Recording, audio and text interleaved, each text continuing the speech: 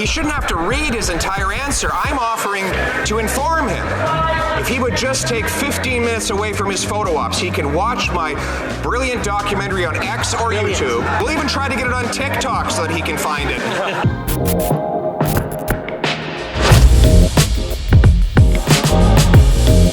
Welcome back to the Backbench seat, where you can watch Question Period without spending an hour listening to rehearsed Liberal talking points. Be sure to subscribe so you can have every Question Period summarized, and without further ado, let's dive in. Pierre Poilievre kicked off QP trolling Trudeau and the Liberals over their abysmal record on housing and the success of his new housing documentary.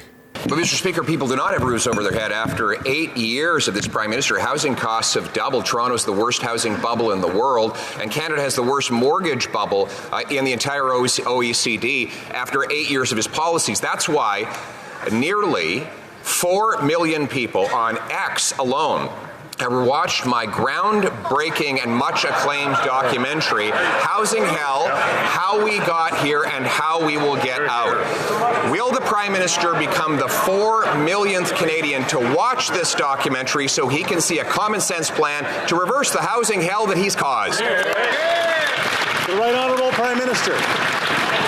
Canadians need our bold action to keep moving forward on the problem of housing affordability. While the Conservative leader focuses on clickbaits and views, we're focused on building homes for Canadians. The Honourable Leader of the Official Opposition. Well, Mr. Speaker, it's funny, he released a video the very same day of him in a starter home pretending that he was a real estate agent, but in reality everyone laughed because they know that he's doubled the housing cost. Right. He's delivered an economy where we have the fewest homes per capita of any country in the G7, even though we have the most land to build on. And Toronto is now the worst housing bubble in the world after 8 years of this Prime Minister. So that's why I'm putting partisanship aside and offering the Prime Minister and the Liberal caucus a private screening of my documentary. Will the Prime Minister put his ego aside and join with me personally to take in this documentary, Housing Hell, How We Got In and How We'll Get Out of it? The Right Honourable Prime Minister. The reality, Mr. Speaker, is the Conservative leader continues to call for the federal government to get out of the business of housing. Right. And we will not repeat the same mistakes he made when he was housing minister under Stephen Harper. Right. When in doubt, just blame Harper, even though this was nearly a decade ago. Trudeau continues coping about Pierre's social media messaging success, something Pierre points out he must be extremely jealous of. While the Conservative leader focuses on clickbait and views, we're going to focus on building Canadians more homes. The Honourable Leader of the Official Opposition. Speaker, he did try to make a video. It was a total failure. His videos don't get clicks and his houses don't have bricks. After 8 years, that's why housing costs have doubled. He shouldn't have to read his entire answer. I'm offering to inform him. If he would just take 15 minutes away from his photo ops, he can watch my brilliant documentary on X or YouTube with a common sense plan to require cities permit 15% more homes, give them bonuses if they exceed the target, require transit around every new federally funded, require housing around every federally funded transit station, and sell off 6,000 buildings. This is common sense. Let's bring it home. The Right Honourable Prime Minister. He has demonstrated that he's extremely satisfied with his ability to spread misinformation and disinformation online, which, yes, I will admit, he's very good at. On this side of the House, Mr. Speaker, we're focused on delivering solutions for Canadians. We're focused on building more housing for Canadians, not focused on self-aggrandizement like the Leader of the Opposition. The Honourable Leader of the Official Opposition. Mr. Speaker, he is the king of self-aggrandizement, as evidenced by the fact that he's mocking my much-acclaimed documentary when he claims he hasn't even watched it.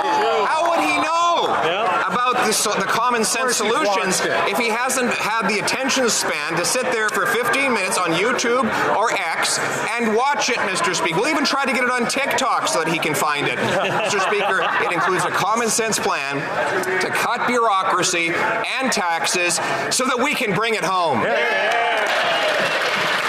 The Right Honourable Prime Minister. Mr. Speaker, when I came into question period today, I didn't think I'd be hearing an infomercial for how great Pierre Poilievre's social media skills. Sorry, the leader. We'll back up. I mean, the Honourable Prime Minister knows he's not supposed to use the names of members of Parliament. After this exchange, the Bloc got involved in the debate, but housing prices seem not to be their priority. Instead, what do you think they're concerned about? That's right, not enough French. As we continue to listen to this review of amateur film, well, meanwhile, the media is in crisis.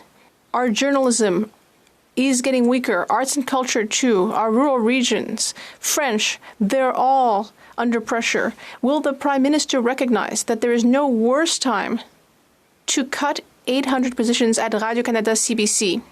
The Right Honourable Prime Minister, Mr. Speaker, we've been very concerned for years about what's happening in our media, arts and culture. That's why our government has taken concrete measures to support media throughout the country. Now, what the Bloc is talking about here is a recent announcement from CBC Radio Canada, announcing they're cutting 10% of their workforce and ending some programming after a $125 million budget deficit. This is despite the CBC dishing out $16 million in bonuses last year alone. The reality is the CBC has an outdated business model, providing services people are less and less interested in. But instead of letting the broadcaster sink or swim, Trudeau continues to throw more and more money at them, with the Bloc saying merci beaucoup because of their obsession of keeping CBC's French programming on radio waves across the country. Our final question period highlight has to do with the secret contracts the Liberals and NDP are hiding from the Canadian public. After 8 years, workers know they cannot rely on the NDP. The NDP leader initially called for the release of EV contracts, but last night the NDP flip-flopped and voted with the Liberals to bury them. These contracts will cost taxpayers over $40 billion. That's about $3,000 per Canadian family, and the money will be used to fund foreign replacement workers instead of Canadian paychecks. The NDP Liberal government betrayed workers and are complicit in cover-up. So what did the Liberals offer the NDP to get them to change their position and abandon workers and taxpayers? The Honourable Parliamentary Secretary. Investments like the LG Stellantis EV battery plant represent a win for the economy, a win for Canadian workers, and a win for the fight against climate change. But the Conservatives are so committed to their doomsday narrative that they just can't admit that anything good is happening. Mr. Speaker, I have a simple proposition for the member. If the NDP Liberal government is genuinely proud of their work, then release the contracts. Yeah. Let all of us see them so that we can know. But the NDP is complicit with the Liberals in trying to bury these contracts. Right. Why? Again, what did the Liberals offer the NDP to get them to change their position, abandon workers, and hide these contracts? What are they hiding? Of course, the Liberals didn't answer this question, but the truth of why they are hiding these contracts can be found in Michael Barrett's next question. Well, let's talk about what's happened under their watch. The Canadian Building Trade Union says that so far, this NDP Liberal government has cost them $300 million in wages. So if they are so proud of their record and so proud of these great deals that are going to cost every Canadian family $3,000, why won't they just release the contracts? They know that releasing those contracts will expose that $40 billion is buying a lot of foreign replacement workers that should instead be funding Canadian paychecks. Why won't they release the contracts today? And that's it from this question period. Let me know what you thought. Please don't forget to subscribe, guys. And if you didn't watch yesterday's video, watch the one on your left. And on the right is the video YouTube thinks you'll like the most. Thanks a lot.